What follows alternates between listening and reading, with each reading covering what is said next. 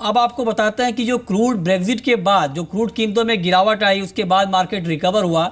Actually market का outlook रहने क्या वाला है? क्या बाजार पर ब्रेग्जिट का ज़्यादा इम्पैक्ट दिखेगा आने वाले समय में, या फिर फंडामेंटली ही मार्केट काफ़ी ज़्यादा कमज़ोर है? ये बताने के लिए हमारे साथ फोन लाइन पर जुड़े हैं जक्सॉन इंटरनेशनल के ईडी प्रदीप गुप्ता दिल्ली से। गुप्ता जी, स्वागत है आपका कार्यक्रम में। क्या आउटलुक है आपका क्रूड को लेकर? देखिए, ऐसा है कि ब्रेग्जिट होने से एक बात तो साफ है कि कमोडिटी प्राइस जो है काफी गिरे हैं और उसमें जो क्रूड ऑयल भी काफी गिरा है।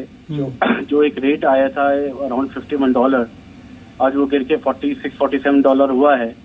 तो आज बढ़ा है, चल क्रूड आज क्रूड बढ़ा है जी। हाँ, तो बट इसमें क्या है कि कल परसों कम था, आज बढ़ा है।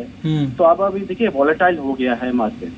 तो कोई भी एक इन्वेस्टर होता है वो हमेशा एक स्टेबल इकोनॉमी, स्टेबल कमोडिटी में काम करना पसंद करेगा। हाँ नहीं, वो काम की बात नहीं पूछ रहा हूँ सर, मैं पूछ रहा हूँ कि आपका आउटलुक क्या है क्रूड को लेकर?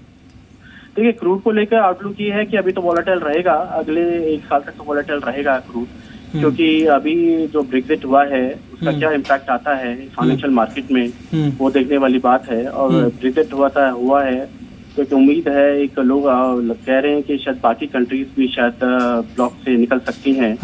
तो मोटा मोटा एक वॉलेटिलिटी तो रहेगी, वॉलेटाइल तो क्रूड प्राइस रहेगा पिछले एक साल तक। एक साल तक वॉलेटाइल रहेगा। आपका कुछ प्राइस टारगेट है क्रूड को लेकर?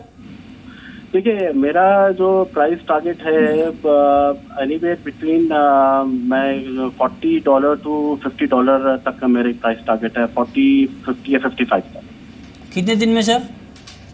अगले एक साल तक। एक साल में 40 से 50, 55? हाँ जी, ठीक है। चलिए, बहुत बहुत शुक्रिया आपका हमसे जुड़ने के लिए और बातचीत करने के लिए। चलिए आगे बढ़ते हैं और अब बात करते हैं मानसून की। अगले कुछ दिनों में मानसून की रफ्तार बढ़ने वाली है।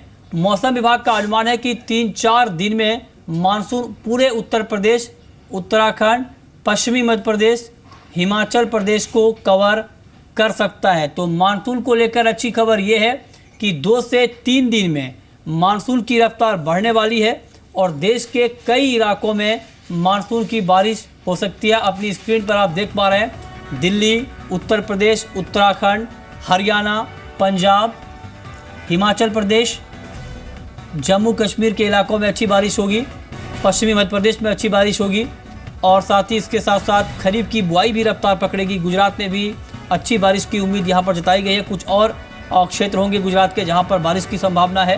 तो 3 से 4 दिन में इन क्षेत्रों में अच्छी बारिश होगी और दिल्ली में भी 1 जुलाई के आसपास मानसून की दस्तक हो सकती है। तो मानसून के मोर्चे पर अच्छी खबर है। आप देख पा रहे हैं अपनी स्क्रीन पर कि 3 से 4 दिन में किन किन राज्यों में अच्छी बारिश की उम्मीद है, ये हम आपको दिखाने की कोशिश कर रहे हैं।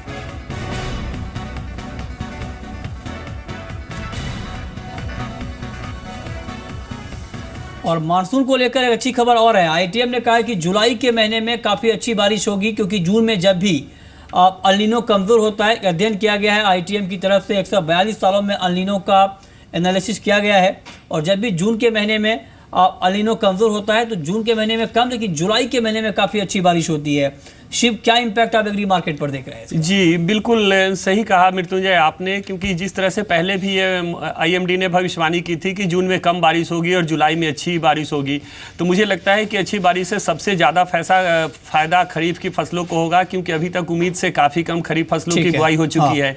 और अगर एग्री मार्केट पे इम्पैक्ट की बात की जाए तो मुझे लगता है स्वाभाविक सी चीज़ है, जब अच्छी मानसून होगी तो एग्री प्राइस कमोडिटी की कीमतों में गिरावट का रुख देखने को मिलेगा। अगले कॉलर हमारे साथ विशाल हैं सोनीपत से। क्रूड के ऊपर इनका सवाल है, पूछिए विशाल।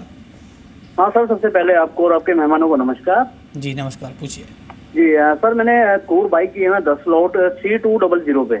3200 पे, ठीक है। हाँ जी, तो क्या करना चाहिए जयप्रकाश इनको? 3200 के स्तर पे इन्होंने बाइंग की है क्रूड में।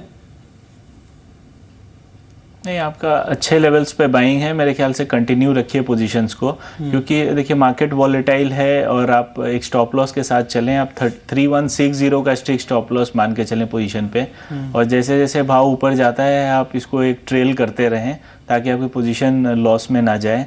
मुझे लगता है 1 से 2 दिनों में 3300 का लेवल क्रॉस कर सकता है, उसके ऊपर आप प्रॉफिट बुक कर सकते हैं। ओके, नेक्स्ट कॉलर हमारे साथ दीपक है दिल्ली से और जिंक के ऊपर इनका सवाल है, पूछिए दीपक। हेलो जी पूछें। हेलो। जी पूछिए, आपकी हाँ आवाज जी आ रही सर। है, सवाल हाँ जी पूछिए। सर, ये मैंने सर जिंक बाई कर रखा है 139 से। 139 पे आपने जिंक हाँ। में बाइंग की है, क्या सलाह है आपकी शिविन के लिए? मेरे विचार से आपको 140.50 140.50 का एक टारगेट लगा लेना चाहिए। मेटल्स में तेजी जरूर है, लेकिन खासकर अगर जिंक की बात की जाए तो मुझे लगता है 141 एक बहुत ही इसका क्रूशियल एक रेसिस्टेंस है। तो मेरे विचार से आप एक अच्छे प्रॉफिट से चल रहे हैं, 140-50 के आसपास आप अपना प्रॉफिट बुक कर लें। ठीक है, लेकिन आज मेटल के मार्केट में जो तेजी आई है, जयप्रकाश गुप्ता, क्या रीजन आप देख रहे हैं और क्या आज की ये तेजी ओवरऑल आपको टिकाऊ लग रही है? देखिए, जहाँ तक कॉपर की बात है, अगर देखें तो उसमें एक थोड़ा सा ब्रेकआउट है जो 330 तक लेवल जा सकता है। लेकिन बाकी ये एंटिसिपेशन में है कि हो सकता है चाइना से यहाँ पे जिस हिसाब से वहाँ फैक्ट्री स्लो डाउन या मैन्युफैक्चरिंग स्लो डाउन का डेटा आया था 2 दिन पहले, उसके बाद एक उम्मीद जताई जा रही है कोई स्टिमुलस अनाउंस हो। ठीक है। अगर वैसा नहीं होता है। ओके, और एक महत्वपूर्ण खबर और है, सरकार ने ताज़ा आंकड़ा जारी किया है कि दालों की जो सरकारी खरीद है उसमें बढ़ोतरी हुई है। 27 जून तक 28,000 टन रबी दालों की खरीद हुई है और खरीफ और रबी दाल की जो कुल खरीद है वो करीब 1 करोड़ 19 लाख टन यहाँ पर रही है। अब तक करीब 14,321 टन तक 21 टन दालों का इंपोर्ट हुआ है और कुल जो सौदा है दालों के इंपोर्ट का वो 46,000 टन का है। राज्यों से ये कहा गया है कि राज्यों से बफर स्टॉक से 120 रुपये प्रति किलो के भाव पर तुअर और उड़द खरीदने की अपील केंद्र ने की है। तो ये दाल के ऊपर एक अपडेट है। कुल मिला के सरकार ने 1 करोड़ 19 लाख टन दालों की खरीद की है। और अब वक्त है रैपिड फायर राउंड का।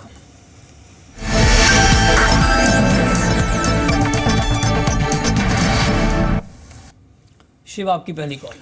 गोल्ड में मुझे लगता है शाम के सेशन में प्रेशर देखने को मिल सकता है। 31,350 के लेवल पे बेच सकते हैं। 31,470 का स्टॉप लॉस, 31,100 का टारगेट। आपकी कॉल जयप्रकाश। कॉपर मेरे ख्याल से बाई करके चला जा सकता है 324 पे, 321 का स्टॉप लॉस रखें, 329 का टारगेट। आपकी आखिरी कॉल शिव। निकिल में यहाँ से 5 रुपए का भी गिरावट देखने को मिले तो बाई करके चल सकते हैं 615 के लेवल पे, 605 का स्टॉप लॉस, 630 का टारगेट। बहुत बहुत शुक्रिया शिव आपका और जयप्रकाश गुप्ता आपका भी इस पूरी जानकारी के लिए। तो फिलहाल इस कार्यक्रम में इतना ही।